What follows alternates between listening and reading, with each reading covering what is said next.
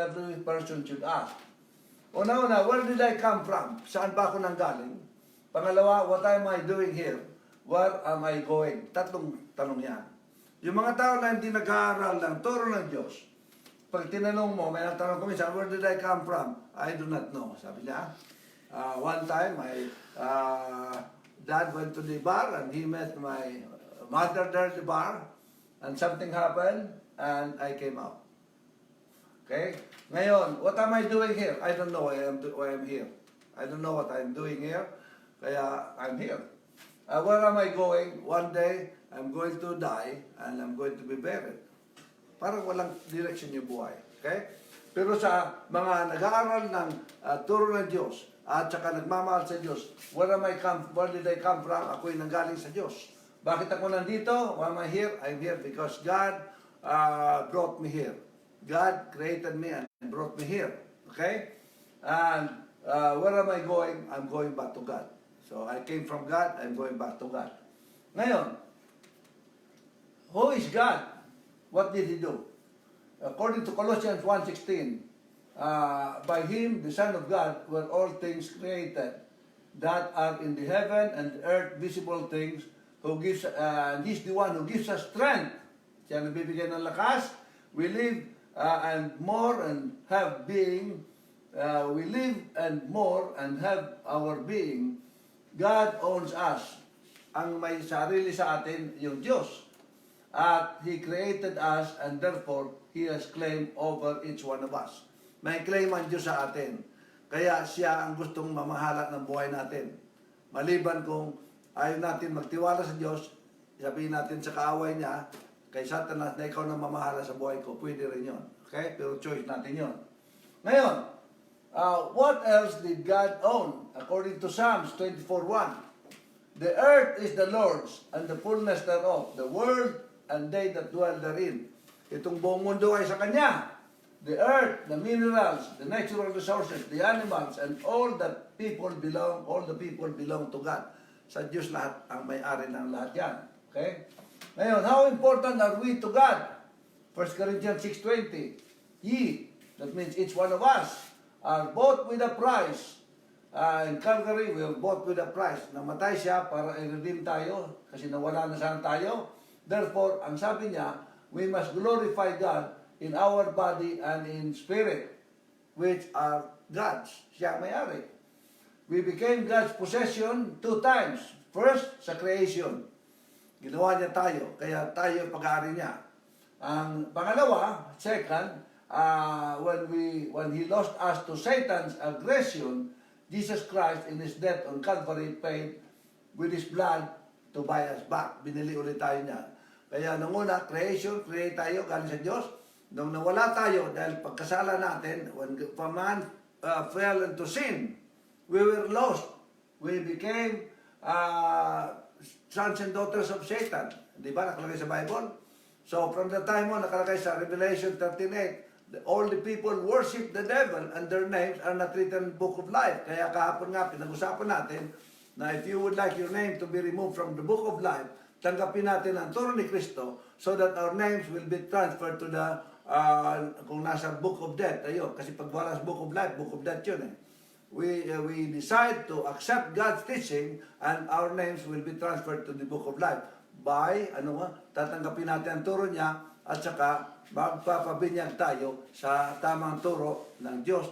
Tinatanggap natin at ililibing yung dating kabuhayan natin, lalabas tayo sa tubig na bagong tao. Okay? Kung magkasala man tayo, ay babagabayin tayo ng Holy Spirit para humingi tayong tawad and to maintain our connection with God. Hindi ba? Yan tinuro natin. Knowing that God owns us, do we really glorify Him? Once we get an access to earthly possessions like silver, gold, and money, do we use them to glorify God or do we glorify ourselves with them? How much of God's money that He entrusts to us do we use to glorify Him? Yan ang tanong dyan. Alam natin na pag-aarit tayo ng Diyos at binigyan tayo ng power, ng karunungan upang kumita ng pera. Pero pag kumita tayo ng pera, anong ginagawa natin sa pera? Ginagamit ba natin yung pera para bigyan ng honor ang Diyos?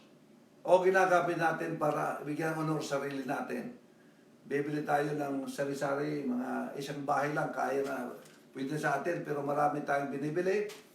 Alam mo, experience ko rin yan, kaya karanasan ko, hindi naman ako nagiging hipokrito. Yan din nangyari sa akin nung hindi pa ako nag-aaral ng Bible. Okay? Pero, minsan, may mga bahay na, kung ano pang bili ng bili, eh di ko naman inaatak yung mga tao na gumagawa ng ganun. Siyempre kung kaya ninyo. Pero ibig sabihin, we must use our possessions that God give us para sa mag-glorify din, mabigyan ng puri ang kanyang pangalan. Okay? Makapag-selfie sa kanya. Ang sabi sa Bible, sino ang may-ari ng silver, gold of this earth? Who owns them? Silver is mine and the gold is mine. Sabi ng Diyos, said the Lord of hosts. What else that God own? Every beast. Yan, Psalm 20, 10, 11. Every beast of the forest, lahat ng hayop sa akin yan. And the cattle upon thousands of hills, fowls and mountains, and the wild beasts of the field are all mine, sabi niya. If all these animals, fowls, beasts are God's, do we treat them right? Yan, about environment, okay? Baka sisisihin tayo later on na tayo ang dahilan kung bakit nagkakaroon ng mga problema sa environment, yung mga nangyari, bagyo, lahat-lahat yan, kaya environment pinag-uusapan. Pero tayo naniniwala tayo na i-preserve ang environment.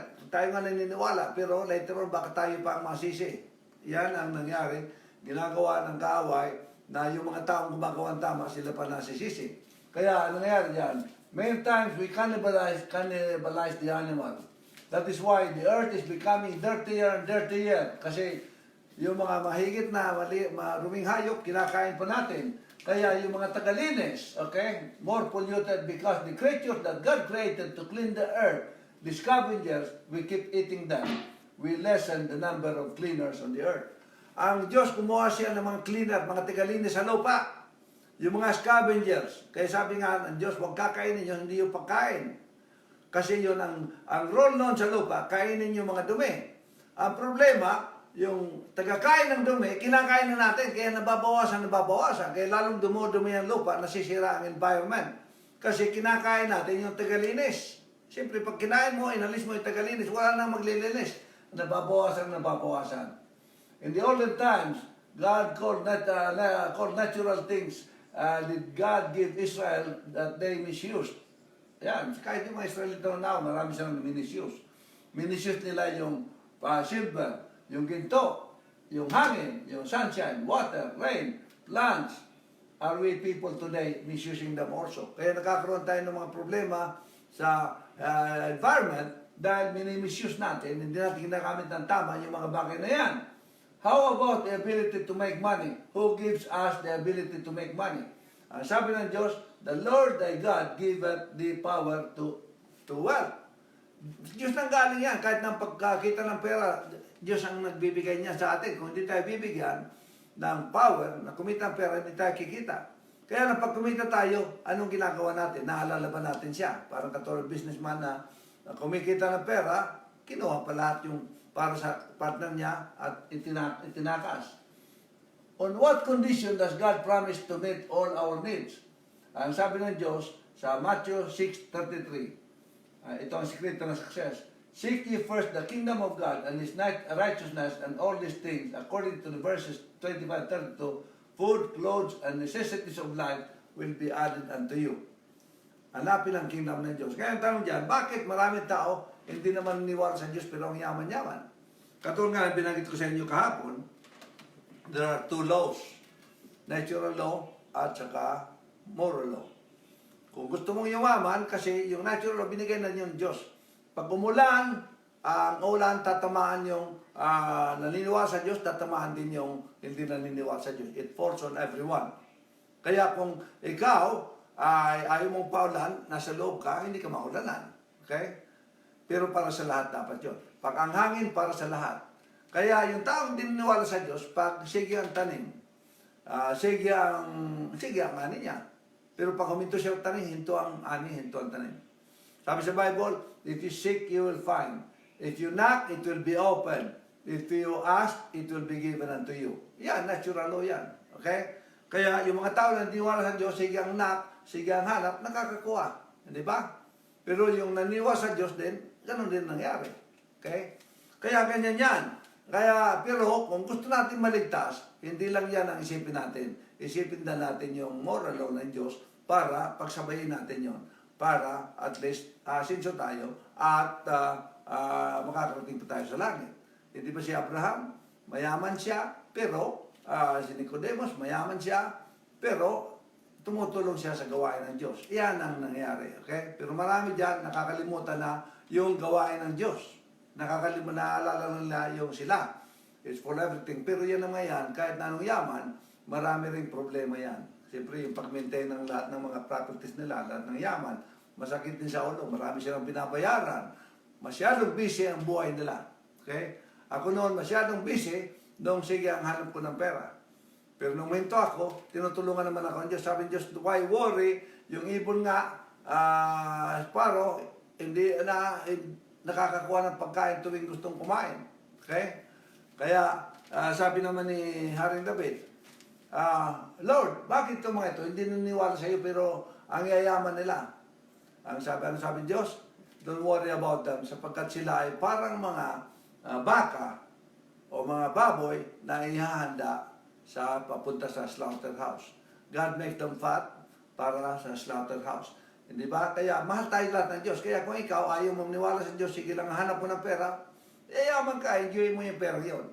Pero kaya lang, pinaliligaya ka. Siyempre, ito lang ang buhay mo. Lumigaya ka rito, masipag ka naman, pero papunta ka sa slaughterhouse. Hindi ba slaughterhouse? Gagawin karne para kainin. Ito namang slaughterhouse ng Diyos, ayan ay susunogin, gagawin apoy. Okay? Pero yung mga, kung hindi ka man yumaman masyado, tinanggap mo yung turo ng Diyos, maligtas ka naman. You will live forever. Kaya ang pinapili ko minsan sa tao, nung totoo Bible, halimbawa ka, kung sabihin siya ng Diyos, okay, di pamimiliin kang dalawa, bubuhayin kita hanggang 80 anyos. At lahat ng, bibigyan kita ng mga malusog na kabuhayan, katawan. Pero, yung pagdating ng payayamanin kita todo, masasarili mo yung buong mundo, sa iyo na buong mundo. Pero pagdating ng 80, dadalhin ka sa gilotin, papatayin ka. Okay? O susunugin ka. On the other hand, bibigyan kita ng 80 years din na buhay. Pagkatapos ng 80 years, pero maganda ang buhay mo, pero hindi ka naman yayaman. Tama lang ang buhay mo. Pag oras kumain, may pagkain ka. Malusog yung katawan mo. Pero pagdating ng 80, mamamatay ka rin, katulad lang isa, mamamatay ka rin, pero ililigtas kita at bibigyan kita ng eternal life. Alin pipili mo sa dalawa? Yung mayaman ka ng gusto, pag namatay ka, wala na, susunugin ka pa. O yung mabuhay ka na hindi masyadong mayaman, pero lahat naman na kailangan mo, nakukuha mo naman, pero ligtas ka at may everlasting life ka. Sabi niya, pipiliin ko na, kahit na walang pera, basta ako magkaroon ng everlasting life. Hindi ba yung queen? Marami siyang property, nandun siya sa deathbed. Ang sabi niya, nung nandun na siya, mamamatay na siya. Sabi doktor, mamamatay ka na. Ang sabi niya, all of this, lahat ng properties ko, I'm willing to give it up for the extension of my life. Pero mo yan, mayaman yun, willing nang i-give up. Willing i-give up nung mamamatay na. Pero nung buhay pa, sige lang ang accumulate. Kaya, yan, ang pili tayo, maging ganon, pwede rin maglingkod sa Diyos. Kaya anong sabi ng Diyos? A person meet God's condition of putting Him first in his finances. Kaya ang sabi ng Diyos, ang turo sa Bible, alalahanin natin siya na nanggaling sa Kanya lahat ng kayamanan natin. All the tithe are the tenth, okay, whether of seed of the land and the fruit of the tree. It is the Lord's. Kaya sabi ng Diyos, ito, bibigyan kita lahat ng pangailangan mo sa lupa, pero isipin mo naman, partner tayo sa kabuhayan ito sa business. Kung ano man ang sakana na kukunin mo, ano man ang produce na makuha mo, 1/10 noon, bigay mo naman sa akin. Kasi magagamit ko para sa gawain din. Okay? Yun naman, hindi naman sapagkat kailangan ng Diyos yun. Ang Diyos makakakuha siya ng pera anytime gusto niya, kung anong gusto niya makukuha niya. Kaya hindi siya nangangailangan. Kaya lang, gusto lang niya makita na mayroon tayong participation sa kabuhayan natin, na-recognize, na-acknowledge natin siya yung creator natin. Okay? Kaya sabi niya, is tithing mentioned in the New Testament? Of course, sabi niya, Luke 11:42. Ye tithe mint and raw, and raw, and all manner of herbs, Passover judgment, and the love of God. this paying of the tithe, even the garden of herbs, ought to have done and not to leave the others undone. Kaya ibig sabihin nyo, sabi ng iba, wala na rin sa New Testament. Katulad ng Ten Commandments, wala na rin sa New Testament. Nandyan lahat sa New Testament yun. Hindi ko lang kayo, sumulat kayo sa akin, padadala ko sa inyo lahat ng teksto na lahat ng Ten Commandments ng Diyos nasa New Testament. Nandoon lahat. Pag wala, sabihin mo sinungaling ko. Mag-email kayo, ipadala sa akin email nyo. Kasi hindi natin ang cover up dito. Every single one of the Ten Commandments, they're all in the New Testament. Okay? Kaya nga nung may poster ako doon sa Mindanao minsan, nilagay, nung nagpupulang kami doon, binigyan kami ng 2 barangay tanod. 2 at 3 yun, na may mga baril sila, kinukordyan kami kasi hindi niya para sigurado lang na may safety. Yung isang barangay tanod, nakita, naglagay ko ng poster, New Testament, according to Old Testament, the God's Law, the Ten Commandments, and the Old Testament, Ten Commandments, the New Testament, nakalagay doon. Nung nakita niya, alam mo sabi niya, nagsabi kagad siya, ako sasama na dyan. Sapagkat sabi niya, akala ko, wala na sa, ito pala, nandito. Ito, nakita niyo dyan. May mga teksto. God's law in the Old Testament, nandyan. God's law in the New Testament, nandyan lahat yan. Okay? Kaya bibigyan kayo ng kopya na ganito kung gusto ninyo magkaroon ng kopya. Sabihin lang ninyo, ipadala nyo email sa akin at i-email ko sa inyo, nakalagay dyan. Ngayon, ano ang nakalagay pa? How many of you want to become partner of the Creator? Gusto natin lahat. Bakit? Do you know what is involved in the partnership between you and God? Malachi 3:10. Sabi niya, bring ye all the tithe into the storehouse and prove me, said the Lord, in this business between God and man, and we ask to bring back to God 1/10 of what He gives us and prove Him. Nagbigay ng challenge yung Diyos eh. Subukan mo ako. Magbigay ka ng 1/10 ng produce mo. Tingnan mo kung ano mangyari sa iyo. Sa bagay, ang bendisyon ng Diyos hindi lang naman pera eh. Kahit na marami kang pera, kung sakitin ka naman, kung may sakit ka. Diba? Tingnan mo yung mga may pera, maraming pera na tinamaan ng coronavirus. Minsan namamatay din, diba? Kaya, anong importante sa iyo? Pera o good health? Hindi po masarap yung may good health ka. Yung relax ang buhay mo. Kaya nga ako, pasalamat. Kaya mula nung sabi ko, I will just serve you, Lord, hindi na ako naghanap ng trabaho eh. Kahit na walang income, inaalagaan naman ako ng Diyos. Sila na, matagal na akong hindi tatrabaho since 1988. Bakit nabubuhay naman? Kasi ang Diyos inaalagaan tayo. Pag tayo nagsilbi sa Kanya, importante yung kabuhayan, yung health natin. Yan ang importante. Kasi kung maraming pera, kulang sa tulog palagi. Takot na nga ako matulog noon eh. Kasi, natatakot ako na pagka matulog, baka hindi na ako gumising, hindi ko na ma-enjoy yung pera.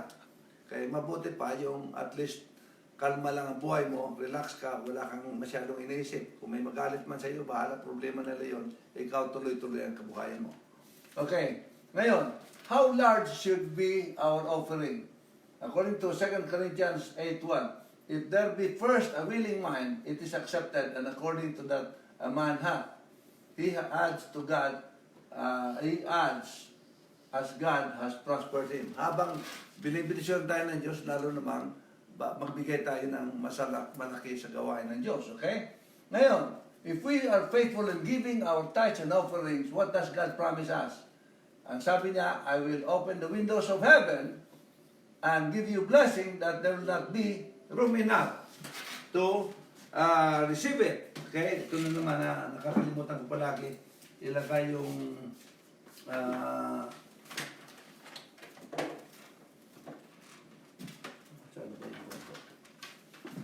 ito pala. Palagi pinakakalimutan sa atin. Ito ba yun? Okay. Alright.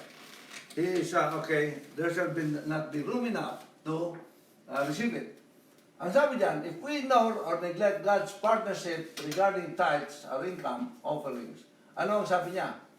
You have robbed me, parang yung partner na ninakawan mo ako But he say, wherein we have robbed thee in tithes and offerings. Ye are cursed with a curse, for ye have robbed me. Kaya pwede tayo, sa Bible may nakalagay dyan na curses and blessing. Okay? God has concerned and make provision for our temporal needs if we seek Him. A tithe is 1/10. Alam mo, dito, isa sa pinakamayaman sa Canada, si Mr. Reichman. Sabi nung mga tatabaw sa kanya, yun talaga nagbibigay faithfully ng tithe. Si yung unang Rockefeller, nagtayo ng Rockefeller Foundation, he gives tithe, okay? Pero mo yung mayaman, binibigyan sa kanya, okay? Tithing is taught in both Old and New Testament. Much part in the partnership between God and man is to diligently bring the tithes and offerings and prove God. In addition to the payment of tithe, the Bible teaches us kung may magbigay pa ng offering para to express our love to Him. If we are faithful in our part of partnership, God has promised greater blessing that we can receive. If we do not live up to our end of the partnership, we are robbing God and by failing to pay over tithes and giving offering to Him. Okay? Maraming kang pera. Kung marami ka ng problema, hindi ba? Curse din yun, yung pera yun. Okay? Huwag tayo maging kayo ba tao, kinakulang pa sa bendisyon binibigyan ng Diyos, nandun pa sa kasino, iniingitan pa yung pera nung gusto pang kunin. Kaya kuminsan, ganyan na nangyayari. Kaya lalong ang buhay natin masyadong magulo. Okay? Masyadong magulo, malungkot, minsan may health problem pa tayo. His purpose for the partnership. What does God want both to prevent and accomplish by His partnership? Lay not up for yourself treasures upon this earth. Kasi itong earth na ito, susunugin lang naman to eh. Lahat ng yaman mo dyan, lahat ng accomplish, susunugin, mawawala rin eh. Pag namatay ka, wala na rin.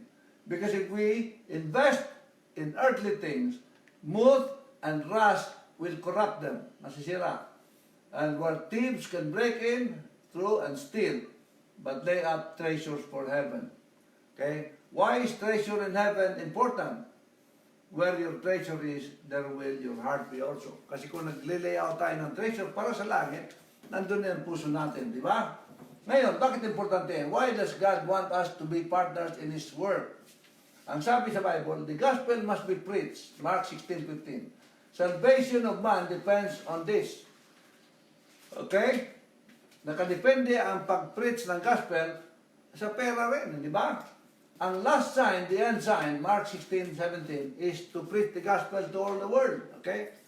Kung walang pera, mahirap din eh. Kahit na itong ginagawa namin. Kung wala itong television na binibili rin. Kung wala itong laptop. Kung wala itong mga kabitato. Mahirap mag-preach eh. Di ba? Kaya ang sabi, steps in the salvation. Ito ang mga steps in the salvation of man. Romans 10:13. If one calls on God, he will be saved. Yung mga tatawag at susunod sa Diyos, maliligtas sila, sabi ng Diyos. But before he calls, he must believe in God first. Bago yung tatawag, kaya yung mga nakinig sa inyo, naniwala muna kayo bago nyo tinanggap na mailista yung pangalan nyo sa Book of Life. Di ba? But before he believes, he must first hear about God. Dapat marinig niya muna. But before he hears, somebody must first preach to him. Bago niya marinig, dapat may magpipreach muna. Okay? Ngayon, before one preaches, he must first be sent to be preached. Kaya, bago ma-preach sa kanya, dapat may mapupunta roon. Kung hindi nangyari itong lockdown na ito, nasa Pilipinas kami ngayon. Kasi dapat pumunta roon. Nakatakda kami. Pera rin. Nawala pa nga yung pera namin kasi nga ngayon, hindi namin makuha yung refund. Nagbayad na kami sa aeroplano. Pumasahe, punta roon. Aeroplano sa Pilipinas. Punta sa Mindanao, punta sa Legazpi, bayad na lang. Hanggang yung wala pa kami makuha ang refund. Ang hirap-hirap kumuha ng refund. Madaling kumuha ng pera yung mga tao. Pero pagka hihingin mo na, ay mahirap na. Hindi ko alam kung ma-refund pa. Mukhang ayaw nila i-refund eh. Okay? Before one preaches, he must first be sent to preach. How can you be sent if there is no means to care for him? Paano i-preach yun kung walang tulong? Okay? 1 Corinthians 9:13-14 says that the Lord ordained that they which preach the gospel should live of the gospel. God command that the preacher must be supported. Ngayon, hindi ko ito binasabi, hindi ko ito pinababahagi sa inyong balitan to, hindi, sapagkat gusto ko manghingi. Hindi ako nanghihingi. Okay? Wala akong hinihingi kahit isang sentimo, huwag kayong magbigay sa akin. Okay? ako na lang, nananalangin, Lord, help me, bless me, so that maliban sa pagbuhay namin, may extra naman kami na magagamit para sa ministry. Kaya wala akong hinihingi. Noong una, tinignan ko kung may tutulong sa ministry. Sabi ko, ibigay mo ninyo sa mga lugar na kailangan tulungan. Doon na rin. Pero hindi ako nanghingi. Kaya lang, sabi ko, kung kaya ko naman, mabuti pa, ako na lang magbigay nito. Kaya binibidisyon naman kami ng Lord na may extra naman palagi. Kahit walang trabaho, may extra pera dumating na nagagamit namin sa preaching. Kaya nagagamit pambili ng iPad, laptop, at pamasahe puntang Pilipinas. Kaya lang, yung hindi pwede, katulad ni Paul, hindi ba tinutulungan siya, yung mga disipulo ng araw. Walang trabaho, kaya tinutulungan ng mga kapatiran. 1 Corinthians 9, 13 and 14 says that the Lord ordained that they which preach the gospel should live of the gospel. God commands that the preacher must be supported. For receive wages from the brethren, yung mga kapatiran. Okay? Ang maling paraan para kumuha ng pera para sa preaching of the gospel, ito ang mali, sabi Diyos. Yung lottery, bibili ng sweepstake para manalo, at iniisip, kung nanalo ako, ay magpapagawa ako ng simbahan, tutulong ako lahat. Pero may mga nananalo na pag nanalo na, hindi yun ang naisip nila, hindi simbahan. Bibili ng Lamborghini, sports car, bahay, lahat yan. Or, commercializing the gospel truth. Gagamitin yung Biblia para kumita ng pera. Okay, mag-organize ng mga paniwala, relihiyon, at kumuha ng donation. Pero yung donation na yun, ginagamit para pagandahin yung kanyang kabuhayan. Maraming taong gumagawa niyan. Hindi ako magpapangalan, wala akong interest. Yan ang kagustuhan nila. At lahat ng sumunod sa kanila, choice din nila yun. Hindi ba? Kaya mga yung tao, fine. The right way of supporting the gospel, every man must give according to the blessings of the Lord that he has received from God. Deuteronomy 16:17. Let us acknowledge that the earth is the Lord. Silver and gold belong to God. The beasts of the fowls of the air, fowls and air are His. Our strength, yung lakas natin, yung buhay natin. We brought nothing into this world. Wala man tayong dalain, di ba? Everything we have, we only receive them because from God. Okay, we receive them from God. Okay, God wants our heart to be in heaven, and so say He, lay up your treasures there. There is a special blessing by giving cheerfully. Okay, during this week, you have to plan what you have to give for the Lord, so that you are ready to give it when you go to church. May we all become cheerful givers in support of God's own earth. Okay? Or God's work on earth. Kaya ito ang gusto kong ipakita sa inyo na sikreto ng success ng tao.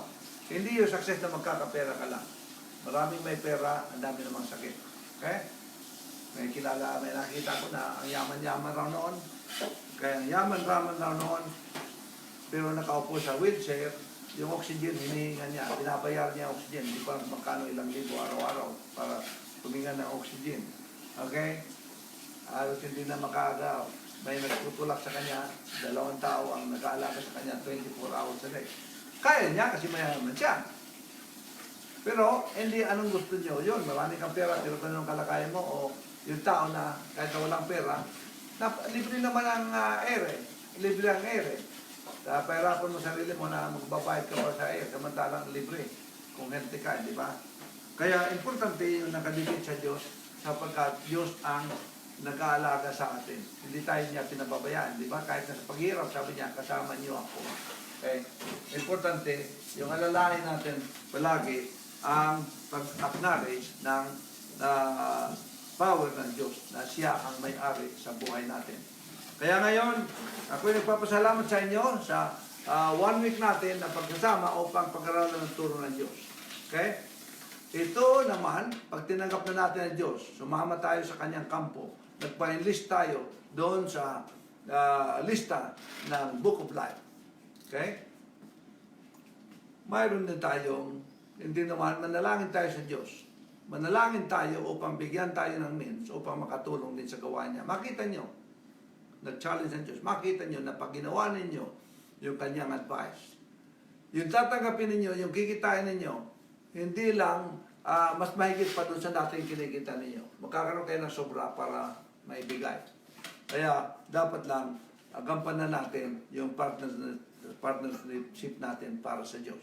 At sabi ko nga, kung kayong may mga tanong, isulat ninyo sa internet, sa comment, magtanong kayo. At so far, wala akong natatanggap na tanong. Wala pa kayong tanong. Maliwanag ba masyado yung paliwanag? Pero kung mayroon kayong tanong, opinion, kung mayroon kayong may susulat na mga encouragement, pakisulat niyo sa mga comments para yun ang kapag babasa, may encourage naman sila. At yung mga sa Facebook ninyo, because this is our own Facebook, pakilagay yung like at saka share. Like at saka share. Because that is your ministry. According to the Bible, sabi ni Paul, kung halimbawa ako, humingi ng pera sa inyo, example lang yan, hindi ako humingi.